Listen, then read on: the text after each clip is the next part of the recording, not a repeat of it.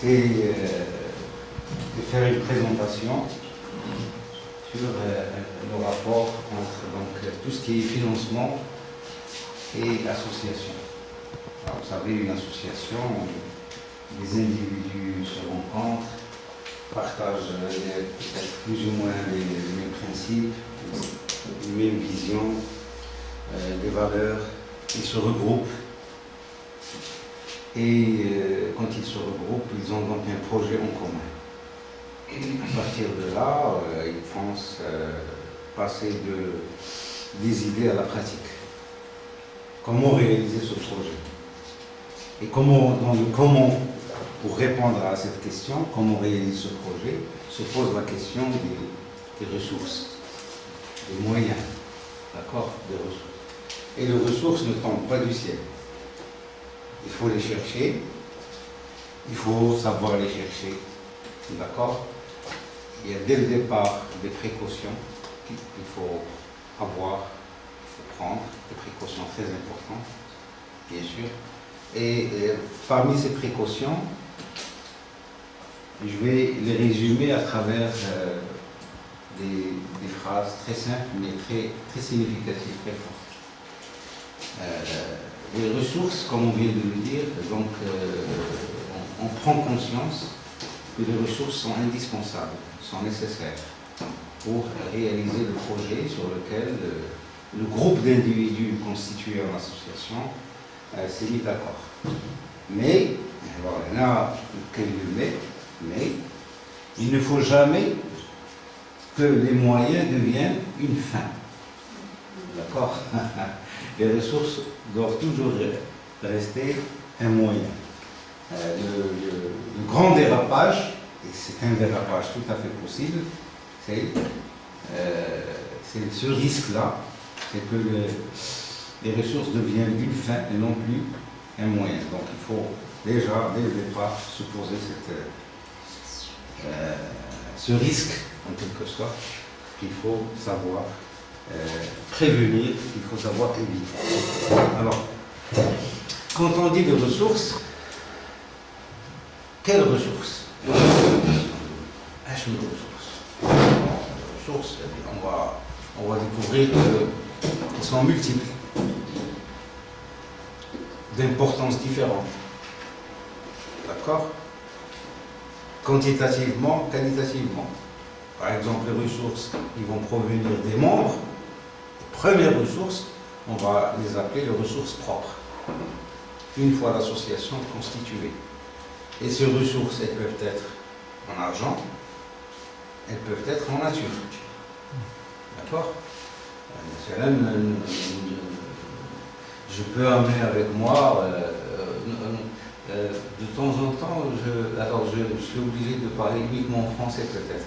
Notre camarade parle en arabe. Ça va, donc je peux de temps en temps dire des termes en arabe. D'accord, pas de problème. Ok. Alors, donc, je peux, par exemple, amener une chaise de la maison, chez moi, une chaise qui m'appartient, et la donner à l'association, une table, prêter un local. Vous voyez, c'est des choses d'abord, même du papier, les choses les plus élémentaires, même un stylo. Et bien sûr, des choses qui ne sont pas tangibles, ma présence, mon temps. C'est quelque chose de fondamental, plus précieux, mais qui n'est pas tangible. On a souvent tendance à l'oublier. D'accord, on a souvent tendance à l'oublier. On ne le comptabilise pas.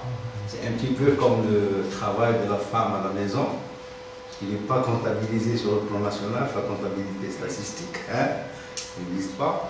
Ou bien le travail même des petites bonnes, par exemple, qui n'existe pas dans les statistiques, et même au niveau de la législation, il n'existe pas encore une législation qui encadre, qui prévoit un système pour le paiement de tout ce qui est cotisation sociale, par exemple pour une femme de ménage dans une maison, pour le cas. Bref, là, nous sommes venus volontairement en tant qu'individus pour former une association. D'accord? Nous sommes venus volontairement, on s'est mis d'accord, on partage des valeurs comme je l'ai dit tout à l'heure, et ça ne s'arrête pas là. Il y a un sacrifice à faire au départ. D'accord?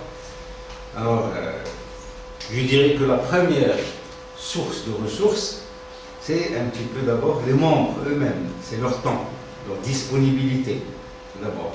Et leur enfin. expertise aussi. Pardon? Et leur expertise aussi. Leur expertise, oui. Donc c'est l'aspect quantitatif, qualitatif, combiné. Vous voyez, par exemple, le domaine du travail, il y a le travail simple, il y a le travail complexe, hein? Le travail, par exemple, le paysan qui prend la faucille hein, pour cueillir par exemple, où là c'est plutôt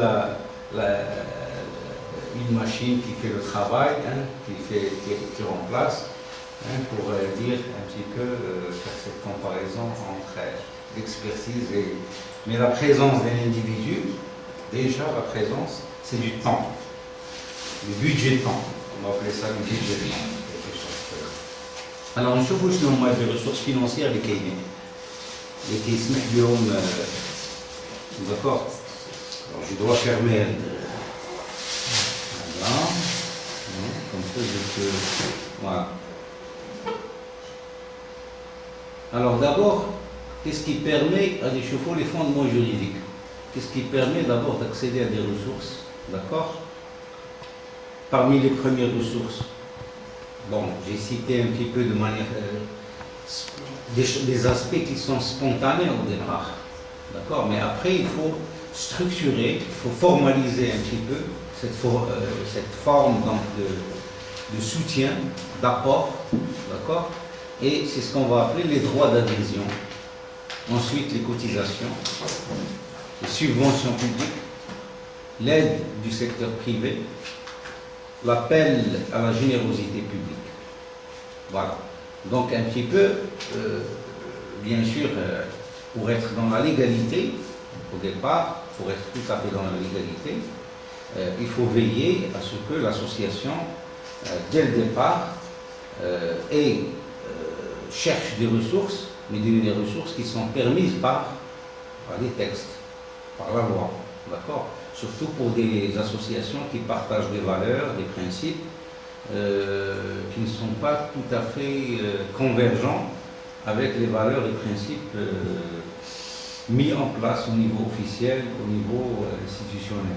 Et donc, dans ce cas, il faut savoir que dès le départ, on est mis à l'index, d'accord, par un adversaire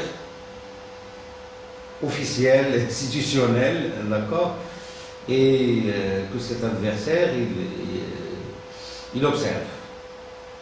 Et donc, quand il observe, il sait que cette association, est-ce qu'elle est suffisamment armée sur le plan juridique, sur le plan expertise, sur le plan pour être plus ou moins faible, plus ou moins forte, pour se défendre. L'environnement où elle est en train de naître et de se développer. Alors, un cheval des fondements juridiques. Alors, d'abord, il y a une loi, un texte de loi, 75/0, qui modifie et complète un ancien texte qui date du 15 novembre 1958 et qui réglemente le droit d'association. Un deuxième texte, un peu plus récent, qui date de 2002. Alors, j'ai mis de manière détaillée les références, comme ça vous pouvez éventuellement consulter les textes vous-même. Alors, Ken Flubeo, 5048. Alors, que dit la loi 75/0? Article 6, c'est un petit peu la référence essentielle pour ce qui est fondement juridique en matière de financement des associations. Alors, elle permet à toute association, cette loi, d'ester en justice, d'acquérir à titre onéreux, voilà donc un acte, vous voyez, un acte d'acquisition qui a un aspect financier, posséder et administrer les subventions publiques, les droits d'adhésion de ses membres, l'aide du secteur privé, les aides que les associations peuvent recevoir d'une partie étrangère ou d'organisations internationales. Alors, finalement, voilà un texte, une disposition qui offre des possibilités multiples, vous voyez, pour que les associations puissent disposer juridiquement, au moins, de différentes sources de financement pour, comme on l'a dit tout à l'heure, pour pouvoir mettre en œuvre leurs projets, leurs idées. Alors, les principes fondamentaux, ce qu'on appelle les principes fondamentaux, qu'il faut veiller, qu'il faut mettre un petit peu qu'il faut bien cerner, il faut bien un petit peu ce qui va permettre d'encadrer cette opération de financement, cette pratique de recherche du financement. Il faut donc, premier principe fondamental, l'association doit avoir pour objet un but autre que de partager des bénéfices. C'est le caractère non lucratif. Voilà. Sinon, on est dans une société, dans une entreprise, d'accord? Et on descend là, on s'allume maintenant, on dit qu'il y a un à côté, نشوفوا نديروا الحرشه ونديروا البلاوي كما تيقول السي الوفاء وسالينا فوالا وسالينا غادي نعيشوا غير بالبلاوي. On ne cherche pas des idées, on ne cherche pas des valeurs, on ne cherche pas نعمروا كرشنا ونعسوا صافي ونضحكوا من اجل الضحك صافي et ça s'arrête. Alors, pas de partage de bénéfices. Alors, cette notion n'est pas aussi facile. Comment qu'est-ce que c'est que le bénéfice? Bon, sur le plan comptable, c'est produit moins charge. Alors, ouais, les recettes moins les dépenses. Sur le plan, c'est une opération, bon, on va découvrir après que c'est une notion qui est quand même, qui n'est pas aussi simple. Alors, donc, absence de lucrativité ou but non lucratif. On peut aussi aller beaucoup plus loin et dire qu'elle doit avoir un but désintéressé. C'est beaucoup plus large que la notion de un but désintéressé. C'est-à-dire que quand je suis je n'essaie pas d'amener, je ne suis pas là à titre personnel, à titre particulier, pour améliorer ma propre situation, en quelque sorte. Chercher des avantages qui ne sont pas nécessairement pécuniaires. Vous voyez, un petit peu. Donc, ce but désintéressé, c'est une notion qui est encore beaucoup plus large.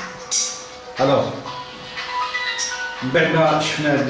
le principe fondamental, je me limite là à quelque chose de simple, clair, bien que ça soit, comme je l'ai dit, pas très très simple. Il va falloir discuter après qu'est-ce que c'est que le bénéfice, qu'est-ce que c'est que être désintéressé. D'accord? Mais allons maintenant un petit peu vers ce que nous avons appelé les sources de financement. Alors, première source de financement les droits d'adhésion. Alors, c'est normal, une association qui a été créée, comme je l'ai dit tout à l'heure, qu'est-ce qu'elle cherche d'abord? Elle cherche un financement et la première source de financement vient des membres, d'accord? Des membres de l'association. Alors, première ressource financière des associations, ce sont les droits d'adhésion. D'accord? On prévoit les droits d'adhésion, il y a une assemblée générale, donc il y a des statuts. D'ailleurs, ces droits d'adhésion figurent dans les statuts même. D'accord? Ils sont statutaires. D'accord?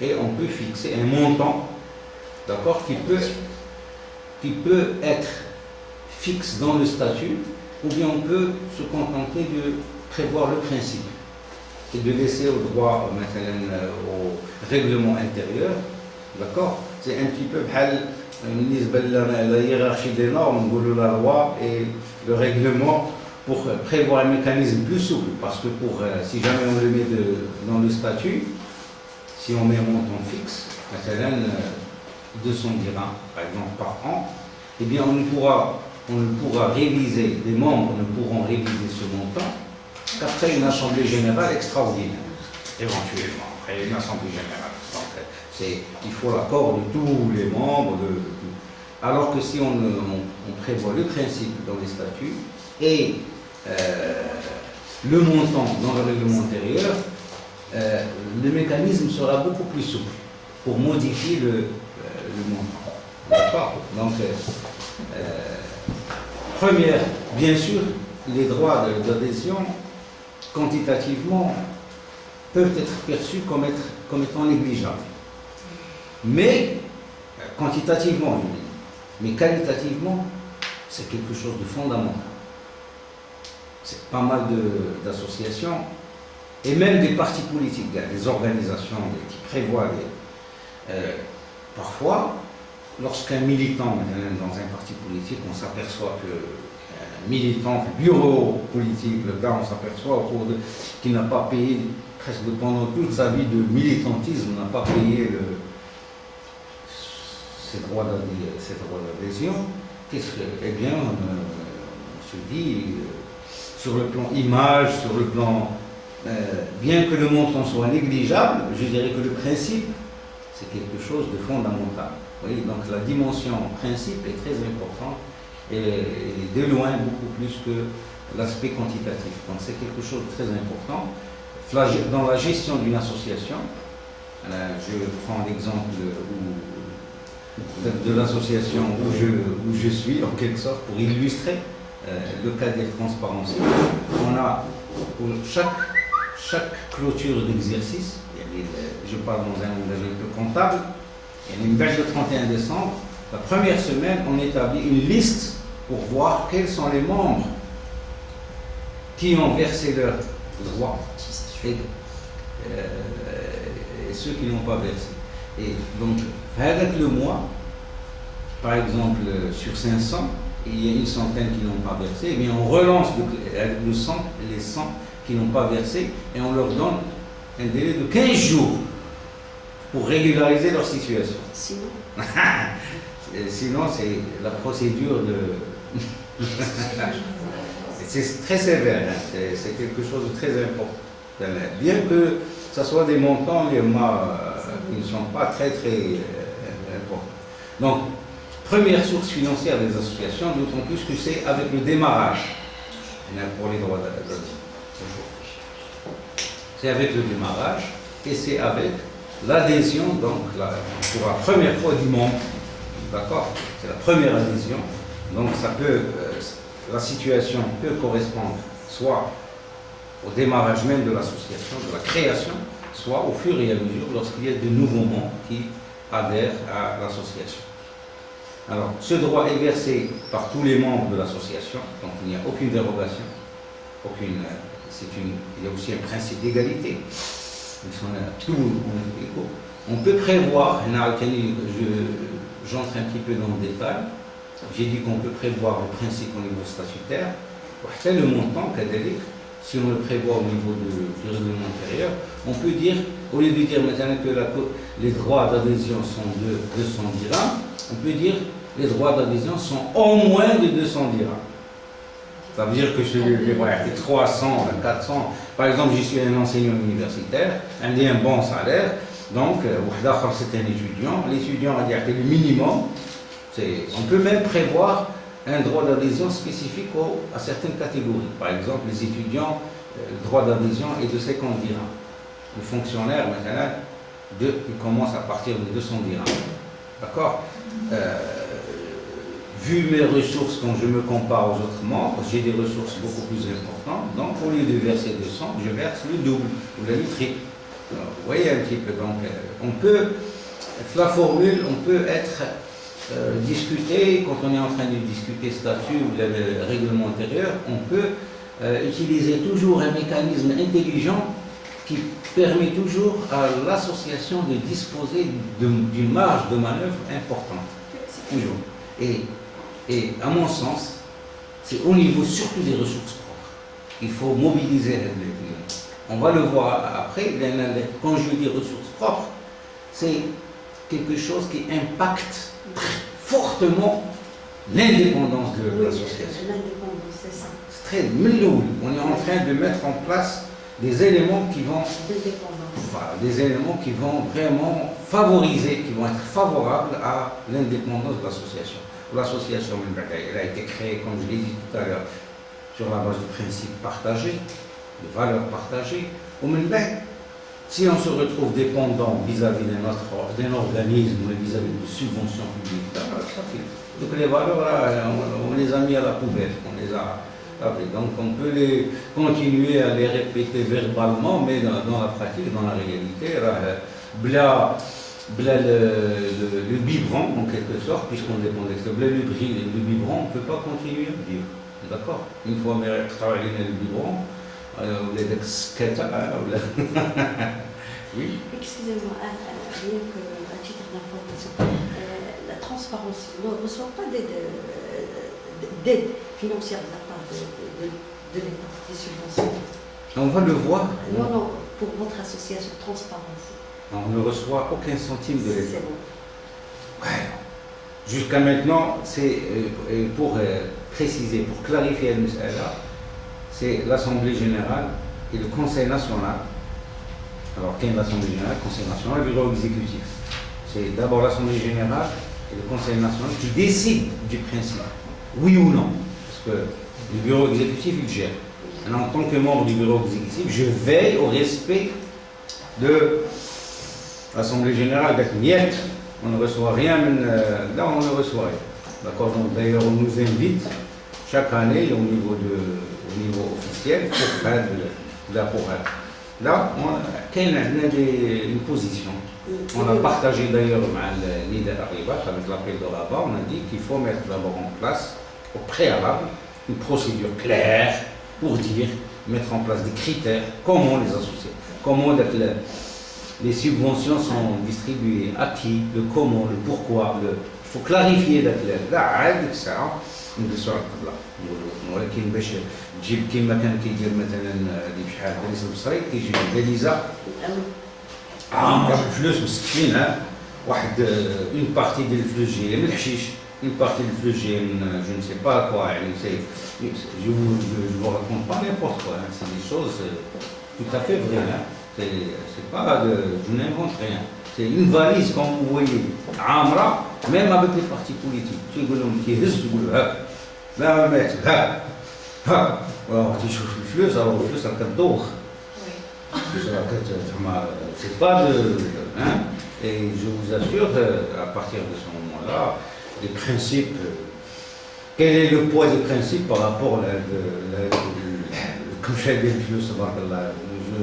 le principe راه كيتزعزع وكيتفتت وكيدوب كيمشي hein donc vous voyez un petit peu donc l'importance de la première source, c'est les membres eux-mêmes, et ils savent, et ils ont d'abord une première registre, chacun combien il a donné, et l'association combien elle possède elle-même.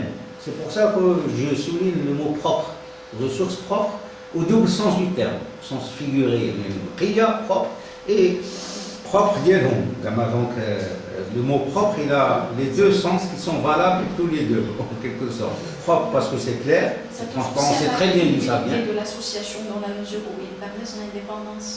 Oui, il permet son indépendance et surtout c'est clair. transparent عارفين الفلوس منين جات الا كان شي واحد لي مومبر يتلاقاو حنا راه عارفين بان ما كان حتى شي واحد كيديتور ما عارفين بان ماشي عارفين شي واحد غادي يجيب الفلوس de l'argent détourné ou la volé ou غادي يجي وغادي يدفع في l'association. Vous voyez, là qu'on a une association de malfaiteurs. Ça existe bien sûr, ولكن حنا انطلقنا من la légalité. Plein dans la légalité, on est donc d'accord. Donc, membre fondateur et nouveau membre. Membre fondateur, donc le départ, et nouveau membre au fur et à mesure que. Alors, les cotisations, catholiques, c'est un petit peu la continuité donc des droits d'adhésion, qu'on peut définir comme étant des droits financiers perçus par les associations dont le montant est fixé par les organes de direction par l'Assemblée générale. Comme je l'ai dit, statutairement, là, C'est un règlement intérieur. Le montant peut être identique ou valable selon la volonté des membres de l'association. Il peut être prévu par les statuts ou dans le règlement intérieur. Ce mode de financement, bien sûr, est insuffisant quantitativement parlant. D'accord, quantitativement. Mais il est indispensable, il est déterminant, il est très important sur le plan du principe. Alors, deux jeux de subventions publiques, d'accord? Les subventions publiques. Alors, le domaine de l'opacité, actuellement, voilà aujourd'hui. C'est le domaine d'abord de Baba. Le troll de Baba, on ne peut pas conduire dans le brouillard. Il est tellement épais pour conduire, surtout quand il y a des virages, quand il y a des montagnes, quand il y a des gars, conduire dans un brouillard, je pense qu'il vaut mieux s'arrêter. Et attendre que le brouillard se dissipe. Les associations déclarées peuvent recevoir des subventions de la part des autorités publiques. Je crois que je risque, presque j'ai dit, involontairement peut-être, de créer une image sournoise, en quelque sorte, de cette source de financement. Alors qu'en fait, c'est l'origine, qu'est-ce que c'est? C'est le citoyen, c'est l'argent public, c'est les deniers publics. Donc, normalement, en principe, le principe c'est que toutes les associations ont un droit, le principe, ont un droit à cet argent, parce que ce sont des deniers publics, c'est l'argent des citoyens. Oui. C'est l'argent du contribuable. Tout à fait, c'est l'argent du contribuable. C'est l'impôt qui alimente. Qu'est-ce que c'est quand on définit l'État? L'État ne peut pas vivre sans impôts. Et donc l'État ne peut pas vivre sans... Ce sont les citoyens, entreprises ou la personne physique, personne morale, qui alimentent, à travers donc, le système fiscal, qui alimente une caisse, il y a le budget de l'État ou le budget de collectivité territoriale, d'accord? Et sans ce flux, vous voyez, sans ce flux fiscal, l'État n'existerait même pas. Imaginez maintenant l'État, on fait une grève de l'impôt, les citoyens ne payent pas les perceptions que nous donnons. L'État va étouffer, c'est l'étouffement total. Avec quoi il va payer ses fonctionnaires? Les policiers, les gendarmes, les militaires, quand ils ne vont pas recevoir leur salaire à la fin du mois, quand ils ne vont pas recevoir leur marmite pour manger, non. Ils travaillent pour l'État uniquement parce qu'ils ont une marmite. Généralement, il n'y a même pas de principe gaz, il n'y a même pas de... C'est surtout ça, c'est le flux financier qui permet. Et donc là, pour les associations, il y a des rubriques qui sont prévues au le budget général de l'État ou des collectivités territoriales et qui prévoient des lignes particulières pour, justement, qui permettent de financer. Alors, le problème, le principe, c'est que toutes les associations, normalement, ont droit à l'accès à ce financement. D'accord? Mais, de quelle manière? Comment ça se passe? Sur la base de quoi?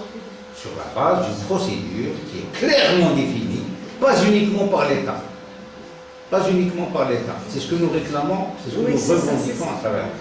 C'est une procédure qui doit être définie, claire, d'accord? Et donc c'est à travers un projet de loi, il vaut mieux que ce soit une loi plutôt qu'un décret, d'accord? Qui définisse la procédure donc pour que les associations puissent bénéficier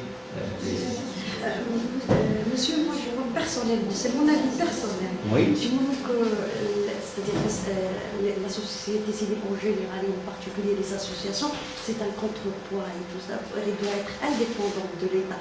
Je vois même la question des subventions publiques, ça exerce, je ne sais pas, d'une façon ou d'une autre, une pression, c'est-à-dire que même les associations perdent leur indépendance d'action, de pensée. Je pense que c'est un droit aux associations. Alors, pour essayer de concilier les deux positions, je pense que vous avez toutes les deux raisons.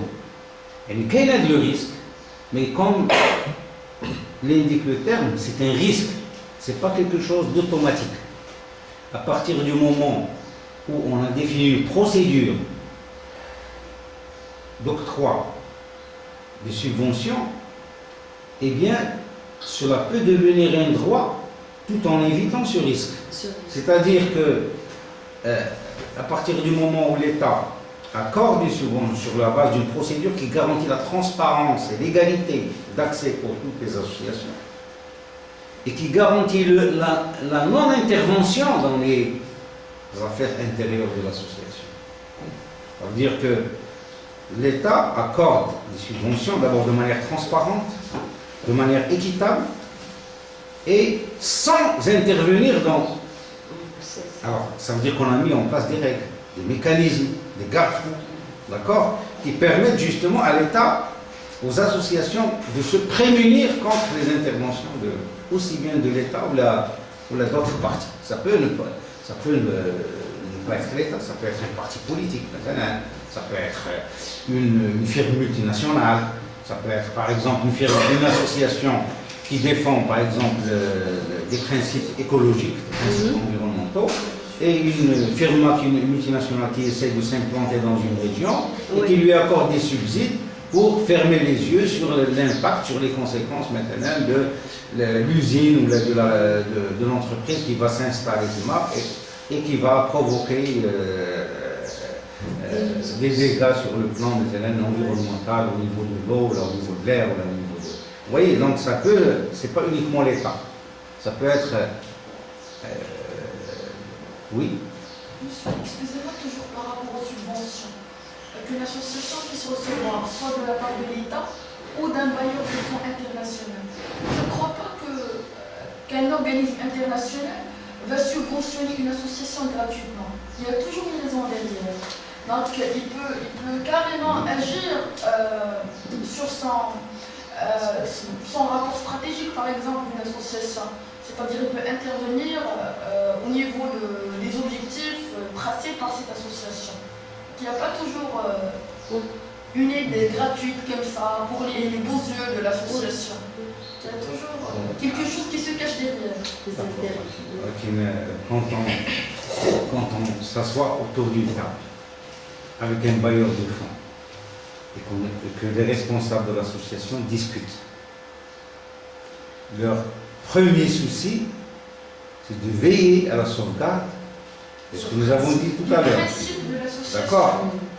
Si l'offre qui vient de ce bailleur de fonds risque d'avoir un impact négatif sur ça, gardez votre... Si par contre, et ça, heureusement c'est le cas, souvent, en tout cas pour transparence, c'est ce que nous vivons, c'est un bailleur de fonds, c'est le contraire, lorsqu'on trouve qu'on partage. Non seulement ce sont des partenaires qui respectent l'indépendance, mais en plus ce sont des partenaires qui partagent les mêmes valeurs. Je parle par exemple d'Oxfam. Dernièrement, il y a un mois, bon, on a dit, et on fait des recherches. On a au sein de l'association une cellule qui est spécialisée, surtout quand il s'agit d'un bailleur de fonds international. On fait très attention. Parce que le bailleur de fonds international, il se peut que lui-même soit subventionné, il reçoive maintenant des subsides par une entreprise maintenant multinationale qui est en train de construire maintenant les territoires occupés en Palestine. D'accord? Alors déjà le financement, et ça veut dire qu'on va recevoir de ce bailleur de fonds de l'argent qui provient d'une entreprise qui ne respecte pas le droit international, d'accord? Et là, vous ne savez pas avec quoi vous fonctionnez, d'où vient, quelle est l'origine de... Vous voyez, donc... Ça nuit à l'image de marque de l'association. Je crois que j'ai commencé par des choses très très simples, mais je pense qu'on peut... Alors, ce sont des choses qui ne sont pas, comme vous l'avez dit, vous avez raison, C'est que ce ça. sont des choses qui ne sont pas aussi simples. Enfin, c'est des Oui, situations très complexes. délicat. C'est parfois, par exemple, pour aller dans des choses, faire des exemples, quand on reçoit un bailleur de fonds, quand on reçoit une offre, on prend notre temps Pour l'étudier. pour faire nos investigations, pour établir une fiche, bien d'informations sur ce Le bailleur bailleur de fonds. de fonds. Ni lui-même d'où il reçoit l'argent, quelles sont ses activités, quels sont ses objectifs. Et ensuite, c'est à la suite d'une réunion qu'on décide est-ce qu'on va, oui ou non, aller plus loin avec ce bailleur de fonds. Oui, donc c'est pas automatique en quelque sorte. C'est une situation complexe, comme je l'ai dit au départ. Les ressources sont indispensables. Les ressources propres, elles sont déterminantes, elles sont très importantes, mais elles ne sont pas suffisantes. Donc on doit chercher. Pour faire de la recherche, maintenant on est au stade des subventions publiques. Et les subventions publiques, c'est celles qui proviennent de l'État Les collectivités. ou des collectivités territoriales. Ça peut être une commune, ça peut être dans l'avenir la région. Vous voyez? Donc, d'abord, l'aspect subvention publique, on doit se mettre d'accord sur le principe que c'est l'argent du contribuable. Mais chez l'État, on doit avoir un sentiment de je suis une association maintenant, qui est constituée de membres d'empêcheurs de tourner en rond. D'accord? Des membres qui ont des idées différentes, vis-à-vis du système, c'est leur droit, mais et qui rejettent en bloc. Non, tout ce qui vient de l'État, on le rejette. L'origine de ces subventions, c'est le citoyen. Donc il faut se prendre en conscience.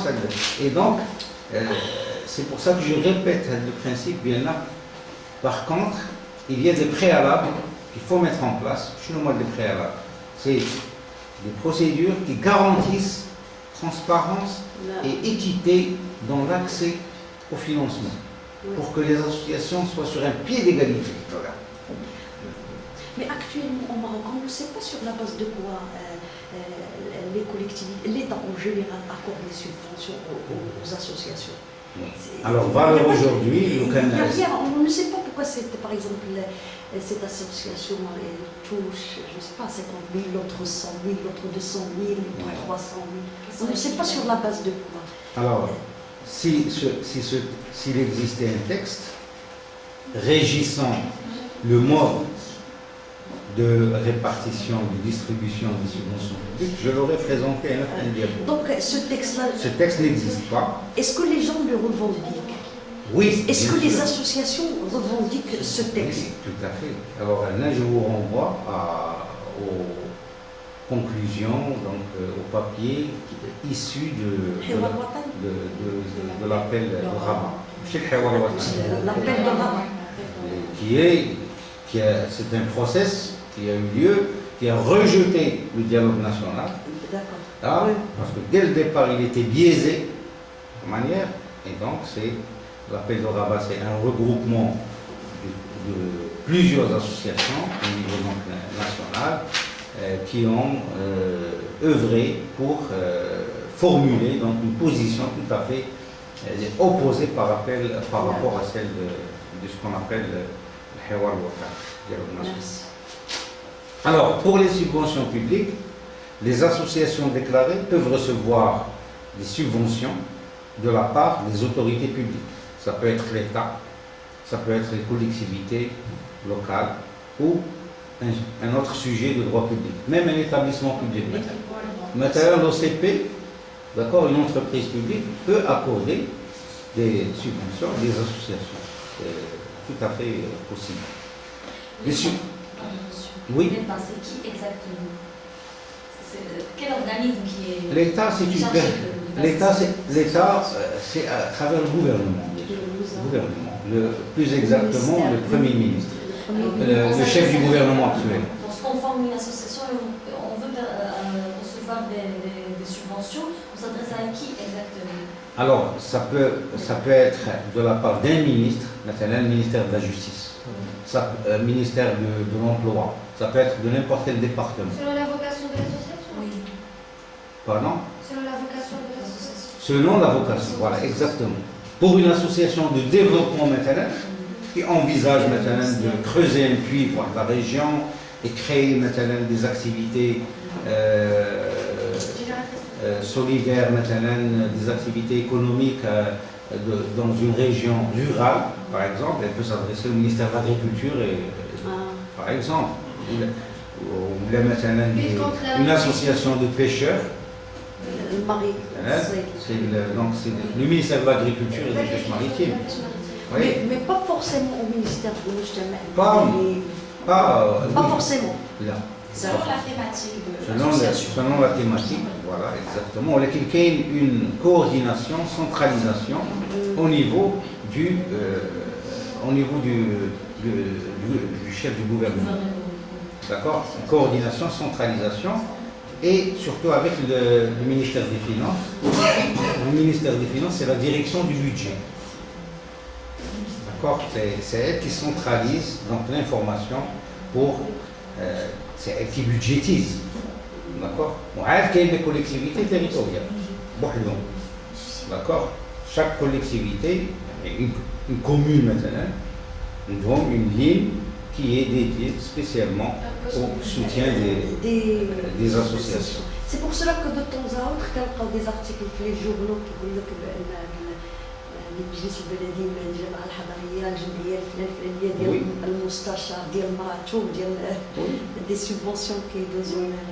هذا c'est en parallèle un petit peu un responsable, même un ministre, peut créer maintenant dans une région une association et donc lui accorder des subsides.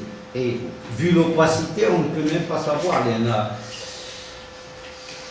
Qu'à la possibilité au niveau du contrôle financier, on dit que l'information est en masse. Tel ministère, le ministère de l'Emploi a accordé par exemple 5 millions de dirhams à telle association. Et on n'entre pas dans le détail, le comment. Sur à quoi a servi, le projet, les réalisations, les justificatifs des dépenses. On n'entre pas. On s'arrête là, à ce niveau. Voilà, budgétisation, telle ligne, c'est telle association. Ou avec l'association, on prend comme pièce justificative. On prend le SSI, le statut, là, c'est tout. Il y a la justification de la dépense, ministre le contrôleur financier.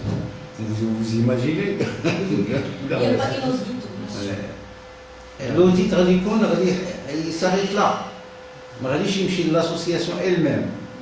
Au-delà de, c'est-à-dire que l'association a reçu, le président de l'association, ok, la signature, comme quoi il accuse réception, puis on a le chèque, et ça s'arrête là. Si on fouille plus, ça veut dire qu'on est en train de contrôler à ce moment-là l'association. Ce n'est plus l'association. Oui, donc. Là, il y a un grand problème. Là, il y a un sérieux problème au Maroc des associations en matière de budget. Bien sûr. Il y a un sérieux problème. Il y a de l'argent fou, les Katouchi, mais il n'y a pas de rentabilité. Il n'y a rien. On a l'impression que rien ne se fait, rien ne marche. On peut établir un parallèle maintenant. J'ai animé notre atelier sur les marchés publics. Les marchés publics, c'est ce qui existait de moins en moins, parce qu'il y a une réglementation un peu plus sévère. Les marchés publics, maintenant il faut un CF, directeur SMA, qui dit le fournisseur, c'est lui qui fournit la commande. Oui, mais historiquement, c'est ce qui s'est passé. Les grandes fortunes qui se sont constituées, c'est ça. Karim Amrani, par exemple, comment il s'est constitué une fortune? On va juste une petite parenthèse par rapport au sujet. Karim Amrani, il était connu, il vendait des transistors.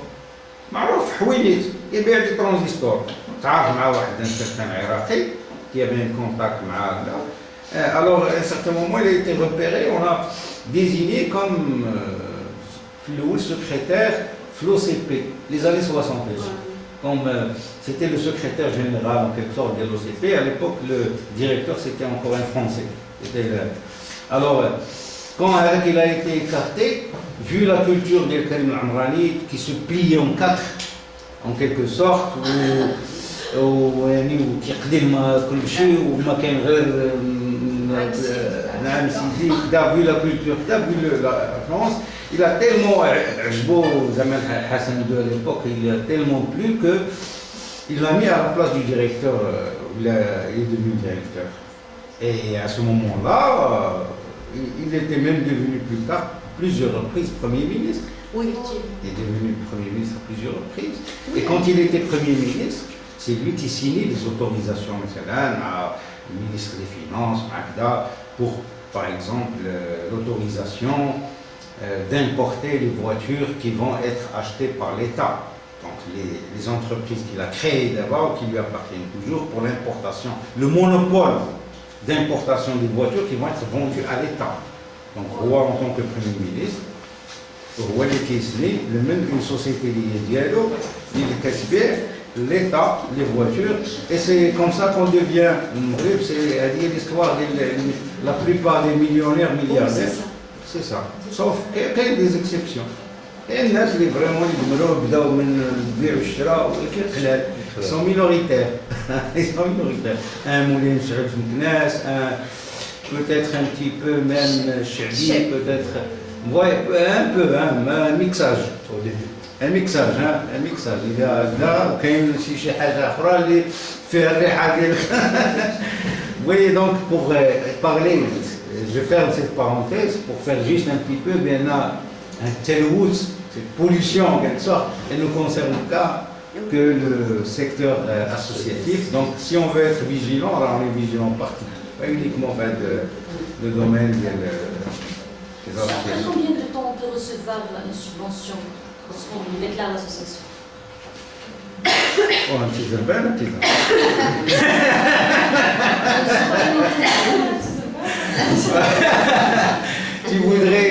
tu voudrais avoir rapidement C'est nécessaire pour le démarrage. l'argent, c'est le nerf de la guerre. Je parle du côté des droits de l'association. Oui. C'est pas fixé. Là, C'est pas fixé. là, les cotisations, Les subventions. les membres, tout sur place. Quand tu l'adhères, tu as aussi. C'est limité. D'accord. يخلص وياخذ وسط. دق ديك ساعات يتسمى ممبر. حتى كيخلص بعدا يتسمى ممبر. Droit d'adhésion. D'accord. من بعد la cotisation, c'est pour rester membre. Oui. باش يبقى. Donc حسب les statuts, le règlement intérieur, on peut prévoir un article. Si jamais le membre ne paye pas 2 années successivement, par exemple, il est radié. D'accord. Et donc la gestion au sein de l'association, c'est une liste des membres qui sont à jour. Et les membres qui ne sont pas à jour pendant, à titre d'exemple, si on a prévu les statuts ou le règlement intérieur, que si jamais un membre n'a pas versé sa cotisation pendant 2 années successives, il est radié. La mise à jour, la mise à jour des membres qui sont radiés. On fait un rappel. C'est involontaire parfois. D'accord. C'est involontaire, quoique s'agissant d'un principe important, c'est des choses qui ne s'oublient pas. Hein? C'est pas des choses qui s'oublient facilement. Il y en a chaque année, on dit maintenant, la vignette automobile. En quelque sorte, la vignette automobile, le mois de janvier, le 12 janvier. Sinon, le gendarme, le policier, je vais être verbalisé. Donc, bon, c'est encore plus, parce que c'est des principes qui méritent, c'est des valeurs, c'est pas uniquement une obligation vis-à-vis du respect d'un texte. Alors, mais il faut noter que, quand on parle de subvention, c'est pas automatiquement de l'argent. Ça peut être quelque chose en nature. Oui. D'accord. Un exemple, je me rappelle, l'exemple que je vis, que j'ai vécu il y a plusieurs années. Au départ, la création d'une transparence en 1996, un membre, parmi les membres fondateurs, a mis à la disposition de l'association, d'accord, un local, à Casablanca, la rue Khorimka, donc Khorimka, numéro 24. Juste à côté de l'endroit chez Nicolas. C'est juste à côté de l'endroit chez Nicolas. Alors, donc, c'est un local qui normalement fait partie de son entreprise, l'entreprise du membre, ou qui a été aménagé et donc isolé de l'entreprise, tout à fait, qui a été mis à la disposition jusqu'à ce jour. Il est toujours à la disposition de...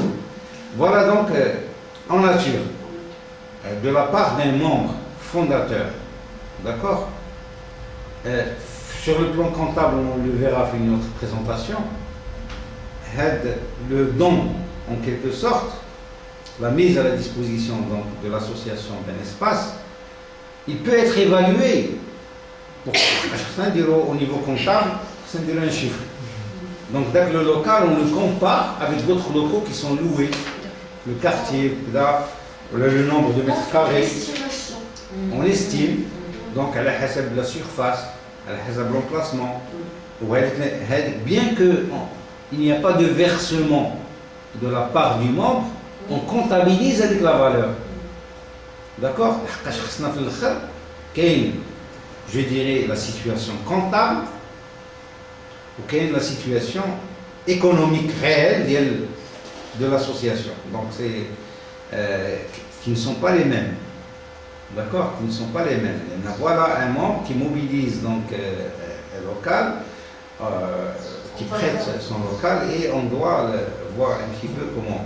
Là, pour le cas de l'État, l'État peut mettre à la disposition de l'association un local. Par exemple, le cas toujours de transparence, on a demandé à 5-6 ans, le local, je ne dis pas, je ne donne pas cette information, comme ça, mais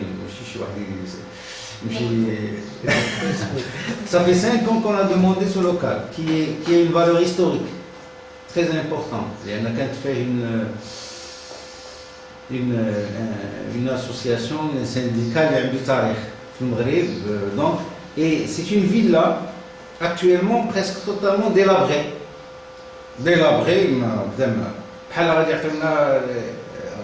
On a introduit une demande, le terrain, villa, c'est un bien domanial, donc il relève du domaine de l'État. Donc nous avons adressé la demande, à qui? Le ministre des Finances, et nous avons adressé une autre, une copie, le Sifaraj, qui est le directeur des domaines. Le directeur des domaines. Alors, à l'époque, c'était le ministre des Finances qui était Mzouar.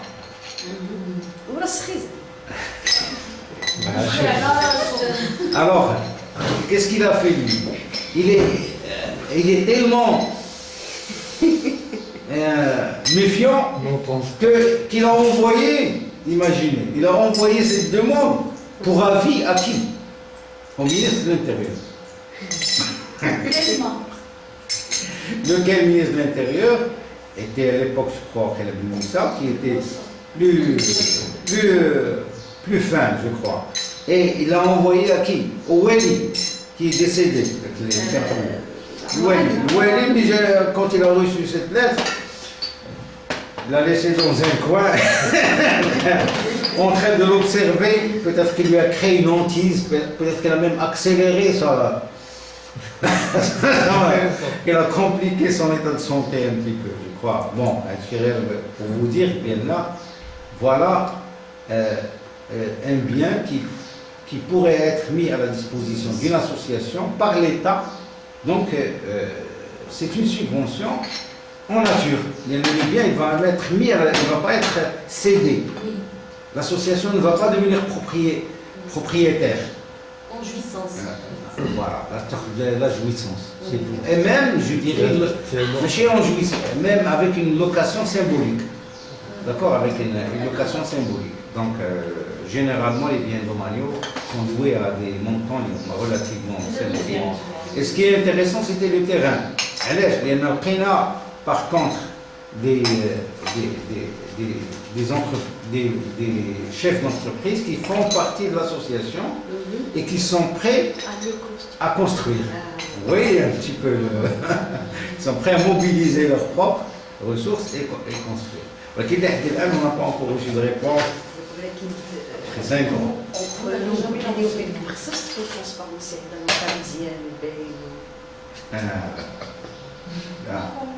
Pour le moment, on loue Flaboudet. Pour Rabat, on loue un local, la rue Omerbert. La rue Omerbert, c'est le local qui était exploité avant par le MNA, par l'association microcrédit MNA. On loue le premier et le deuxième étage. On loue 2 étages et ça ne nous coûte pas moins de 20 000 dirhams par mois. C'est énorme. 20 000 dirhams par mois.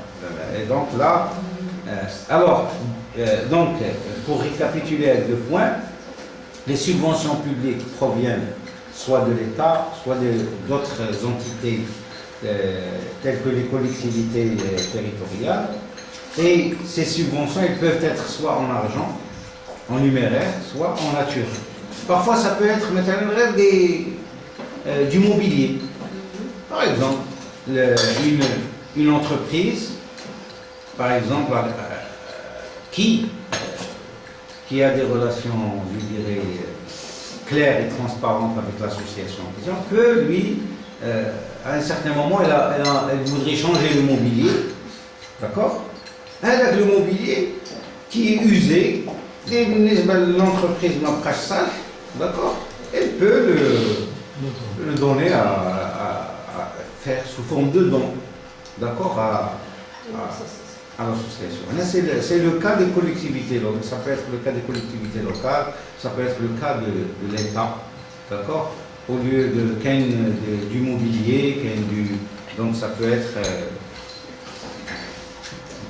Voilà donc pour les subventions publiques. Alors l'aide du secteur privé, on l'a un petit peu effleuré, on en a parlé. Voilà l'élément le plus important que je voudrais évoquer pour vous, l'élément le plus important chez nous, c'est que quand l'entreprise accorde un don en argent ou en nature à une association, qu'il y a 2 situations, 2 cas.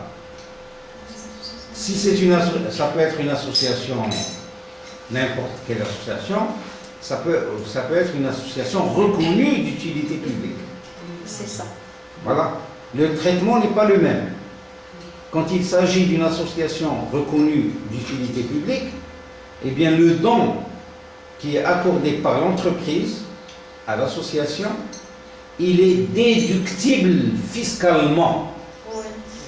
D'accord, il est déductible fiscalement. Quand l'entreprise est en train de calculer le résultat qui va être soumis à l'impôt, elle a le droit, l'entreprise, elle a le droit de déduire comptablement et fiscalement, elle a le droit de déduire le don qui a été accordé. D'accord, c'est très important. La totalité du don ou bien la totalité. La totalité.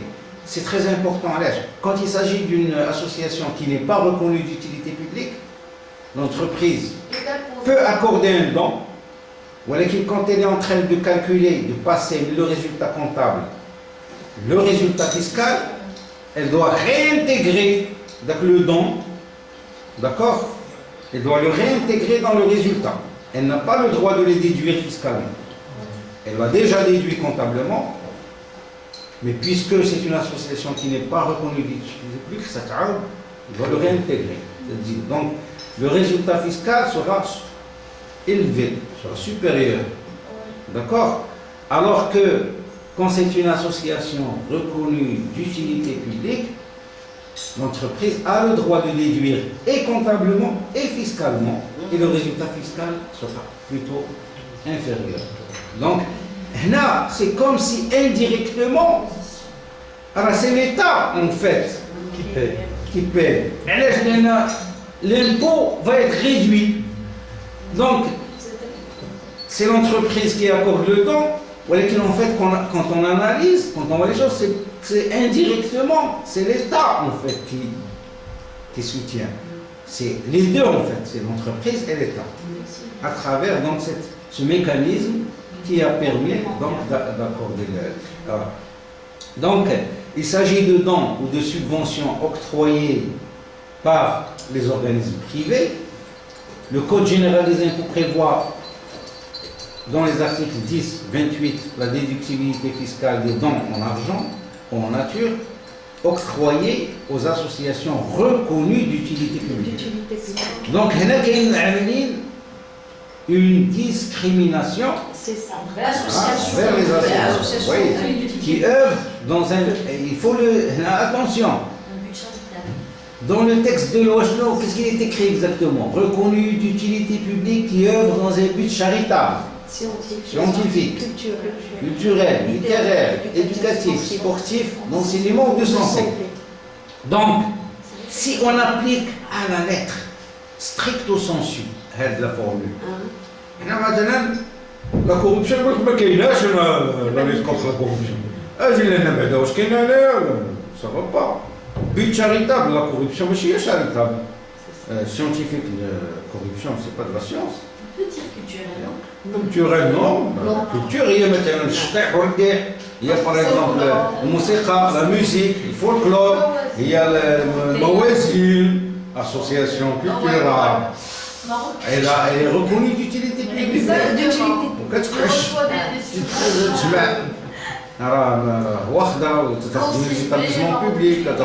Non, mais la dernière fois, excusez-moi, la dernière fois, ils ont déclaré qu'ils ne reçoivent rien de l'État. J'ai déclaré dans une assemblée générale. J'ai déclaré dans une assemblée générale en 2011, je crois. 2010-2011, je me rappelle très bien. J'ai déclaré dans une assemblée générale. هذا السي الشوباني je crois en 2011 احتاج جاو فوقاش جاو 2011. Dans l'Assemblée générale, il venait juste du gouvernement, Ken Choubani. Il y avait même quelqu'un عنده علاقة مع موازين là, et j'ai lancé le message exprès باش يوصل. J'ai déclaré publiquement une information qui est vérifiable, comme quoi la wilaya de Rabat, la mairie de Rabat, a accordé 1 milliard de centimes l'année précédente. Il y en a qu'un des preuves. Je l'ai déclaré publiquement, et ça a été enregistré, et ils n'ont pas pu réagir, parce qu'ils savent très bien qu'ils ne peuvent pas accuser de diffamation ou de mensonge, parce qu'il y a la trace. Parce qu'il y a la trace. Il y a une trace sur la comptabilité de la mairie. Donc, en cas, si jamais ils déclenchent des poursuites, forcément, et ils vont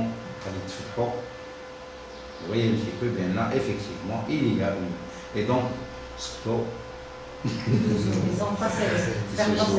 vous voyez un petit peu donc, sur le plan, donc je vous assure que j'ai l'information à l'aise. Quand on s'était installé à Rabat, Transparency a des locaux depuis 2 ans, depuis 5-6 ans. Le moment où je suis on existait depuis 2 ans. Et les ressources étaient faibles, on n'avait pas beaucoup de moyens, on traversait un moment de crise. D'accord, on a discuté avec lui et il était d'une sincérité extraordinaire. Pour une fois, je le reconnais. J'ai vu il a montré lui-même, maintenant voilà combien je ne vous cache rien. C'était 1 milliard de centimes. L'information que j'ai eue et j'ai profité de le moment où je suis allé au téléphone que je pète mon portable et je l'ai gardé pour moi à toute fin utile. Oui, on est obligé parfois de faire des choses. Monsieur, Oui. monsieur, juste dans le même cadre, la photo qui a circulé, où il a été publié par pas mal de journaux, par pas mal de magazines, parmi eux, tel quel, qui dit l'OCT, il a accordé 800 millions de centimes au Mawazine. Juste pour contredire les personnes qui disent que le Mawazine est subventionné par des organismes internationaux. Alors que Mawazine a Non, mais ils disent que c'est du privé. Non. Non. Je vais beaucoup plus loin. Quand مثلا à côté de Flaoudel, le plus grand espace qui est de l'hôtel, c'est un espace public. D'accord? Parce que je me cache l'argent. L'utilisation de l'espace public. Avec même la destruction de l'espace public. Parce que il faut comparer بشحال كان ديال الشجر قبل ومن بعد ملي دات l'opération ديال الموازين tous les arbres qui ont été rasés et malheureusement les habitants des environs n'ont pas réagi. Bien, la plupart c'est des officiers militaires, c'est des habitations militaires. Donc la destruction de la nature, les arbres qui ont été détruits et l'utilisation d'abord de l'espace public sont des aspects bon. C'est un débat pour ce qui est donc pour revenir un petit peu à ce qu'on disait.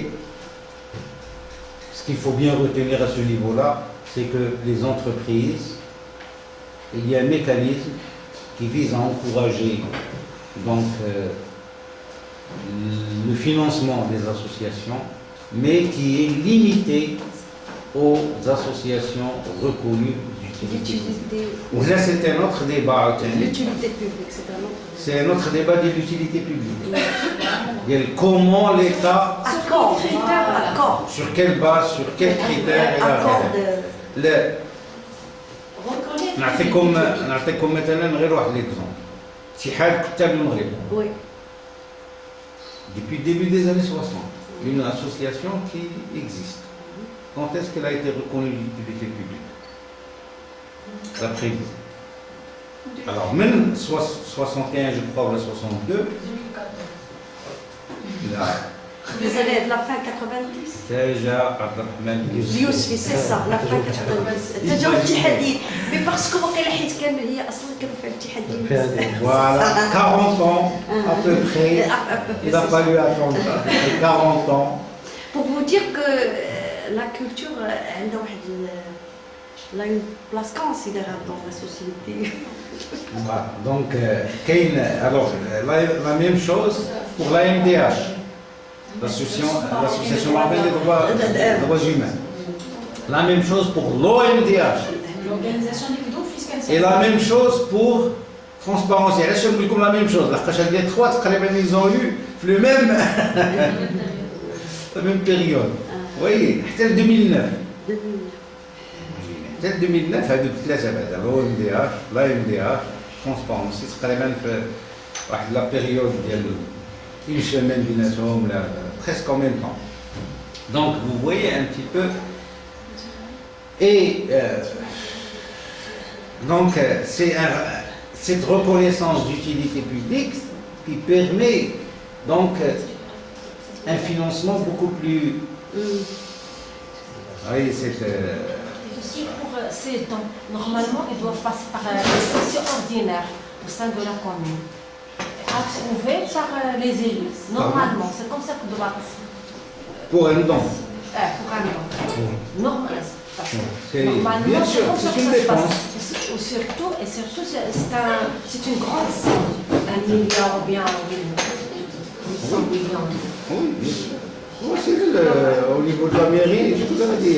Ne respecte pas normalement. لا واش ملي تيديروا مثلا indirectement. واش دابا حنا il suffit de mettre un événement le titre ديالو sous le haut patronage de Sa Majesté. Là, ça avait le groupe Blati, ça ne se discute pas. Il suffit de coller l'étiquette de c'est tout pour faire Pour passer les sauces. C'est pas uniquement dans le domaine là. D'autres exemples qui sont multiples, qui sont nombreux. Par exemple, la fiscalité du secteur agricole. Il a fallu attendre le discours du 30 juillet royal, le discours royal, donc les politiciens regardent, oui, d'abord on a le feu vert. D'abord on peut introduire ça dans la loi de finances. Oui, s'il n'y avait pas ce discours, j'ai travaillé personnellement dans ce dossier. Je vous assure, la culture des... Ah non, je l'ai ramené dans la commission dans le discours de 2008, dans lequel il est dit explicitement bien l'exonération, ça arrive le 31 décembre 2013. Donc je suis plus au bail risque de roi. يلا راه هو اللي تيقول هذا الشيء هذا. لا ولكن بلاتي تعاود يقولها. تعاود يقولها كل شيء. La culture du مخزن c'est la culture de la peur. C'est la peur de quoi ما نعرف الله أعلم. لما les gens ont grandi, تربوا, كبروا في la peur donc il a fallu attendre le discours juillet, relativement, malgré la pression des lobbies agricoles, relativement, malgré tout, le principe de la fiscalisation du secteur agricole, la loi de finances 2014. Oui, donc, c'est pour dire que il y a une exploitation toujours quand on veut donner un certain tabou, une certaine pour éviter le débat public. Pour éviter le débat public. مثلا شفت un titre, d'ailleurs ça en rapport avec notre sujet, un petit peu. C'est une déclaration ديال السي الشوباني. دارها البارح قريتها قال لهم حتى الانبياء هذه بشحال ما استطاعوش يحاربوا الفساد لمده 5 سنين. Vous voyez cette déclaration? C'est grave, c'est grave. Mais c'est un début de reconnaissance d'impuissance. L'impuissance. Deuxièmement, il utilise un argument religieux. Je suis par exemple, je suis laïque, je ne pourrais pas discuter même. Il n'y a jamais un argument religieux, ça. Le débat m'a inclus. Vous voyez, là, je commence à débattre, je le référentiel, directement ou indirectement. قال لك حكومة الأنبياء واخا تجيب حكومة كلها فيها الأنبياء يجيب 33 نبي وديروا في حكومة ما غيحيدش الفساد في 5 سنين. Donc voilà quelqu'un qui utilise, vous voyez, ou bien c'est le sacré au sens politique, ou bien c'est le sacré au sens religieux. Et ça, c'est une démarche où le débat est presque impossible, très difficile. Parce que l'argumentation, au lieu d'être rationnelle, scientifique, objective, au lieu d'être construite dans le sens, quand on met c'est des barrières qui deviennent... Ils ont changé le discours politique. Il y a un changement radical. Ouais. Alors, donc, l'aide du secteur privé à retenir l'avantage au profit des entreprises qui accordent des dons au profit des associations reconnues d'utilité publique. Avec cette définition qu'on vient de lire qui peut être perçue comme étant restrictive. Effectivement. D'accord, le risque. L'application à la lettre. ديال هذا غادي نخرجوا هنايا كاين سبورتيف ما كيتموتش شنو كديروا الكره السباحه سي بيان charitable c'est le sens caritatif d'accord c'est le sens caritatif توزع الحريره انت مشكل D'accord. Ramadan, par exemple, on dit tout seul, pendant le mois de Ramadan. Le Ramadan. Le reste de l'année. Bien. Alors, l'appel à la générosité publique. Alors là, par contre, c'est un texte, c'est une référence qui est très importante, d'accord, et qui est aussi, bien sûr, limitée que les associations reconnues d'utilité publique. Toujours. Donc, ça veut dire, là, je vous donne un petit peu, vous avez dit tout à l'heure, qu'est-ce que c'est que l'État? L'État, c'est le monopole de la violence, d'abord. Violence légitime. L'État, c'est le monopole du symbole. Pour la religion. Le ministère des Habous, c'est un ministère qui rafle la Constitution. Il ne relève même pas du chef du gouvernement, par exemple. Je lis le ulama, il est présidé par le sommet. Donc, monopole de la violence, légitime. Monopole du symbole, légitime. Et monopole, je dirais même du fric. Le monopole du financement à travers l'impôt, système fiscal, et en prévoyant des. Donc une hégémonie sur le plan aussi bien idéologique que sur le plan de la SAP et sur le plan du fric, de l'argent. Donc ce mode de financement est réservé aux associations reconnues d'utilité publique. Ces associations peuvent, sans autorisation préalable, faire appel à la générosité publique ou tout autre moyen autorisé procurant des recettes au moins une fois par an. Ce mode de financement doit être obligatoirement prévu dans le décret de reconnaissance d'utilité publique de l'association. Là, le décret de malheureusement, je suis une copie de la transparence, mais fait donc je suis contre le décret. La transparence, elle peut. Or, la transparence a été reconnue en tant qu'association d'intérêt public, mais il n'est pas indiqué explicitement qu'elle peut recourir à cette formule, à ce mécanisme d'appel à générosité publique pour trouver des ressources qui vont lui permettre donc de fonctionner et de réaliser ses activités et ses projets.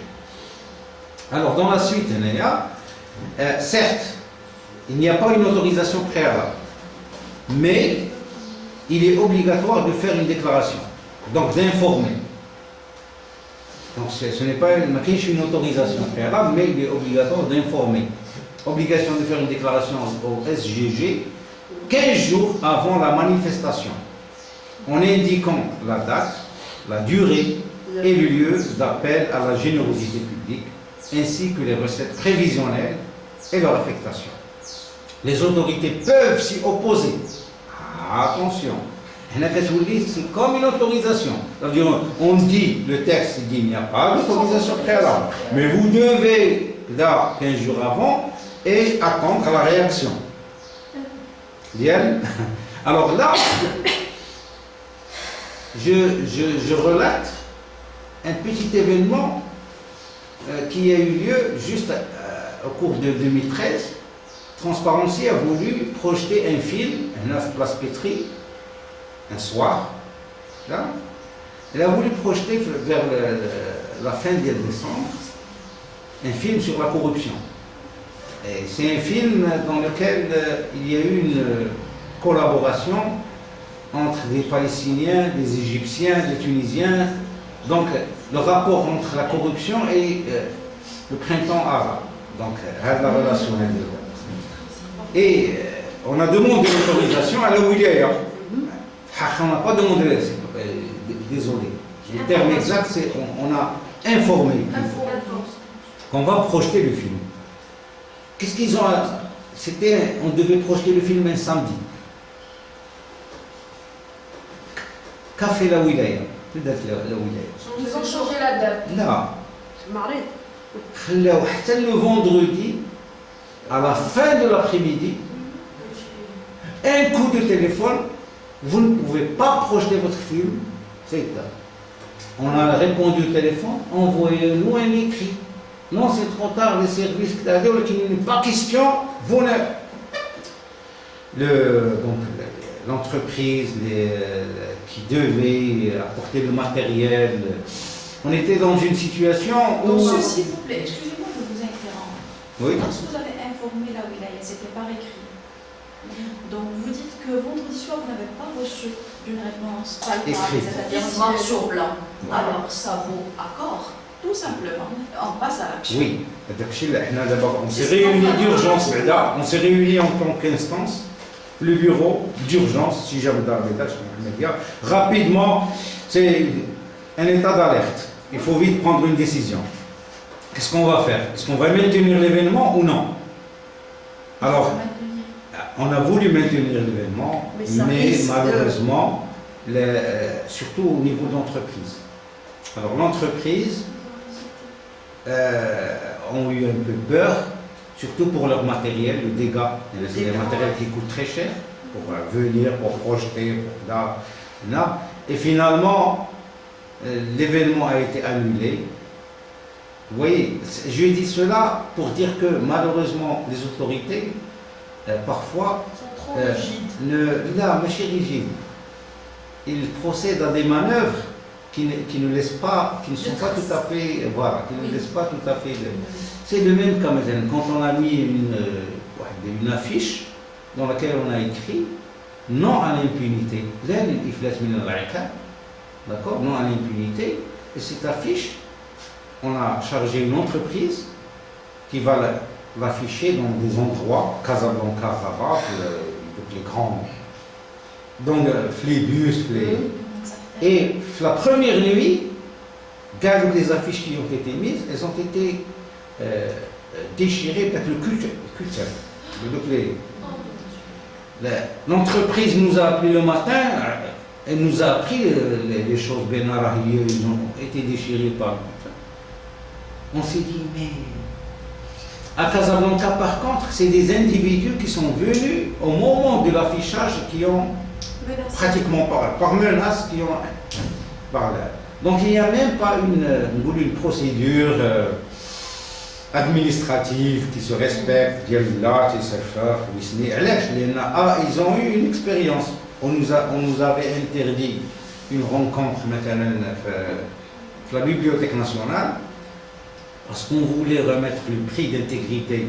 Il y a un prix d'intégrité de Transparency Maroc qui est remis chaque année. On choisit, sélectionne une personne, d'accord, qui a fait preuve donc, sur le plan symbolique de résistance, de lutte contre la corruption, et on lui accorde un prix d'intégrité.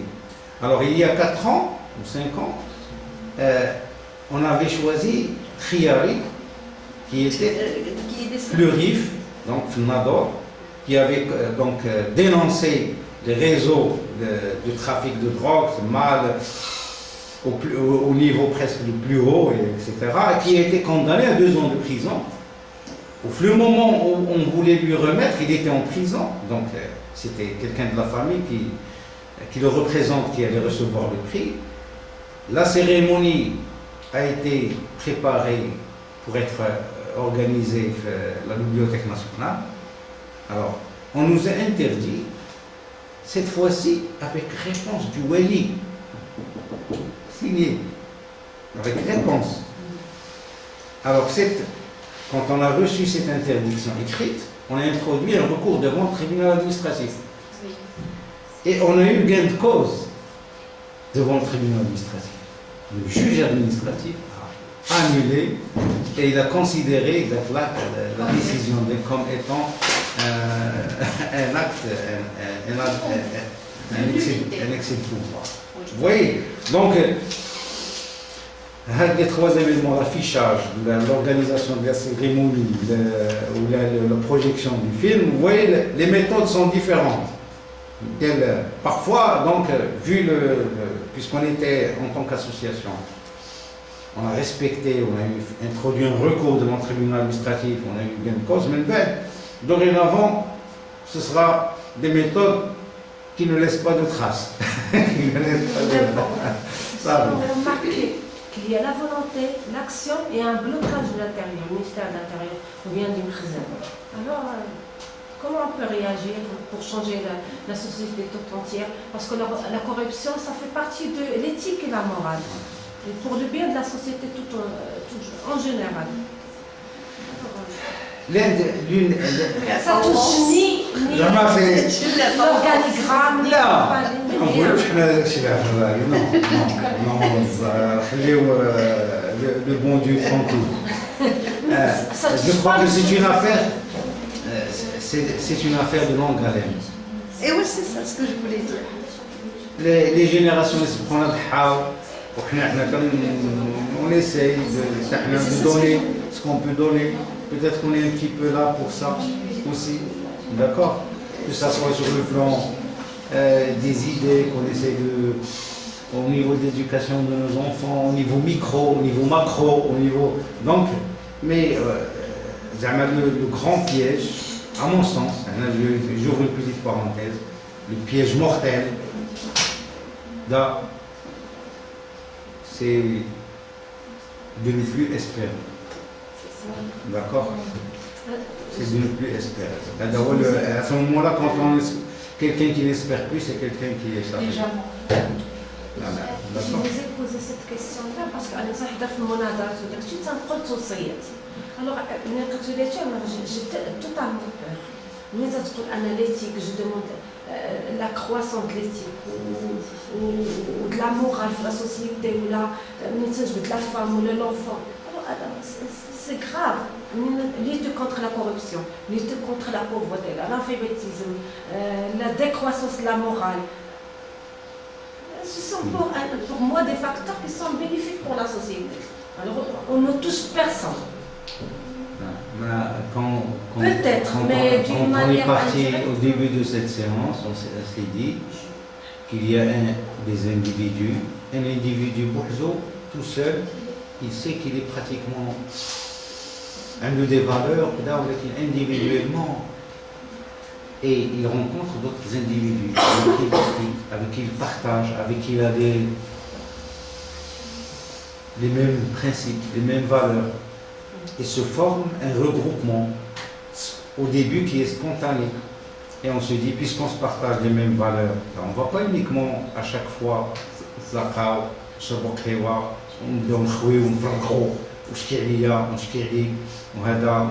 non, on passe à un niveau supérieur. Sinon, avec le niveau supérieur, on va se structurer.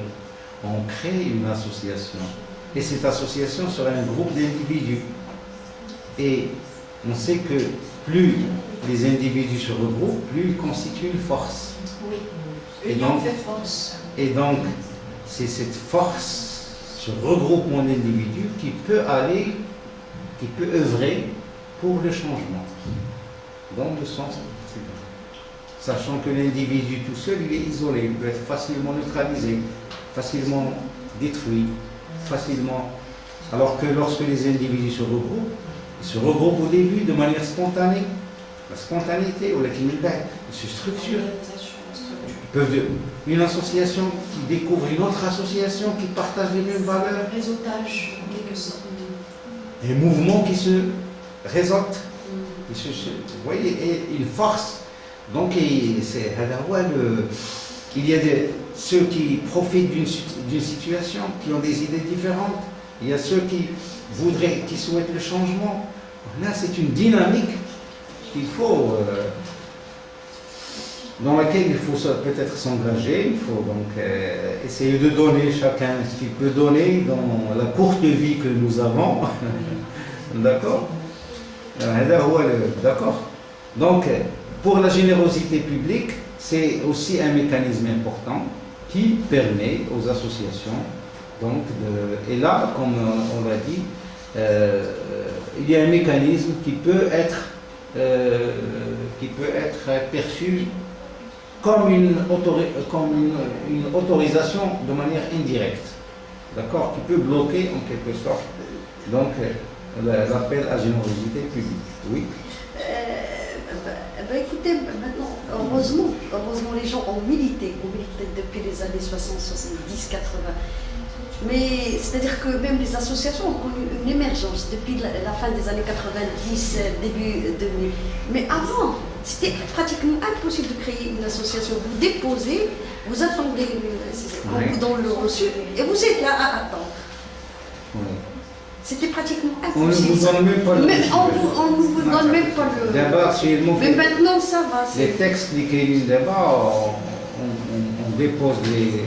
Et on n'a pas besoin automatiquement de manière. Ce n'est pas la formule ancienne où on devait d'abord avoir le reçu pour pouvoir.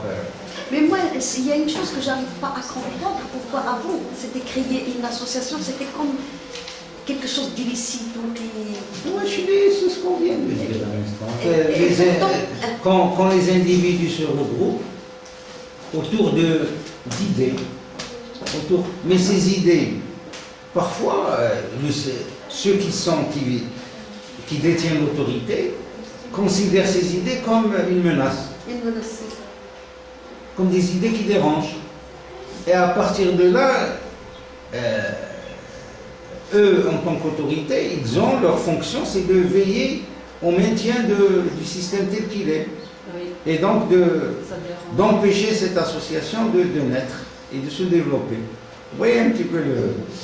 Ouais, je pense qu'il faut observer parfois la réalité froidement. Ouais. Chacun a des principes. Là, parfois, on doit prendre un recul et dire, tiens, la vision manichéenne, ils sont mauvais, c'est pour ça qu'ils combattent le bien. C'est le mal qui combat le bien. Nous sommes le bien, on va dire que ce sont le mal. Non, c'est une autre vision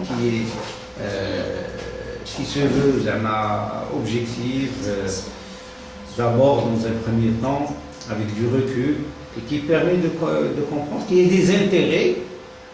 Et il se peut maintenant que nous, on se regroupe. Par exemple, on a fait un exemple concret. La région d'El Tantan, par exemple, un groupe de la population se regroupe pour un exemple que j'ai vécu. Je préfère citer un exemple que j'ai vécu. La région de Mabin Jdida, Esfi, il y avait les années 80, début des années 90, il y avait un système de collecte des algues. Des algues. C'était le fils d'un grand officier militaire qui avait créé une société, une entreprise, qui faisait la collecte des algues, d'accord, avec ses propres camions.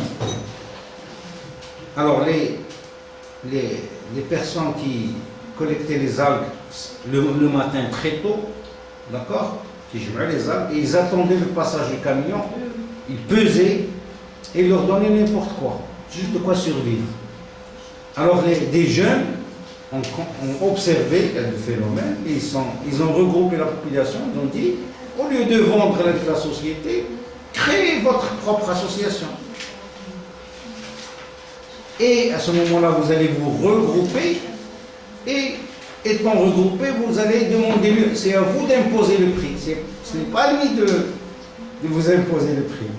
Ils se sont regroupés, ils ont commencé donc, ils ont constitué l'association et ils ont commencé à demander un prix. Et un prix qui faisait quand même 10 fois le prix qu'il se faisait payer. Vous voyez la différence. Alors, qu'a fait avec le fils d'El là, il y a d'abord des intérêts qui sont en conflit. Vous voyez, une situation conflictuelle. Et ces situations conflictuelles, la gendarmerie, ils ont essayé de mettre les bâtons dans les roues de l'association qui a été créée. Comme quoi, avec l'association, on a fait des malfaiteurs, on a fait Agdar, et des manœuvres pour... le souci sécuritaire. Et pourquoi? Parce qu'ils n'ont pas pu empêcher l'association de se constituer dès le départ. Donc, vous voyez un petit peu. Donc il y a un bras de force qui a permis, c'est les populations je connais bien, ils sont allés beaucoup plus loin, dans l'association de la coopérative, ils se sont organisés en coopérative, et maintenant ils exploitent. Ils vendent directement, ils exportent directement les arbres qui sont collectés. Vous voyez un petit peu et on peut multiplier les exemples. On peut aller jusqu'à dire maintenant la région du Souss-Massa, c'est une région qui est connue surtout pour l'agriculture et surtout pour l'agriculture sous serre et surtout l'agriculture destinée à l'exportation. Il suffit par exemple d'avoir un groupe d'agriculteurs qui étaient avant maintenant des travailleurs agricoles qui se regroupent et qui demandent maintenant à travers ce qui est offert sur le plan Maroc vert, d'abord les deux piliers, on trouve l'agriculture solidaire. On veut que l'État mette à notre disposition les terres qui auparavant relevaient de la SODEA, de la SOGETA. Or, un lobby agricole en face, et là, c'est des intérêts qui vont se voyer un petit peu. Donc, c'est pour dire qu'il faut voir une association qui a été créée maintenant par Mohamedia et l'objet d'elle, la mission,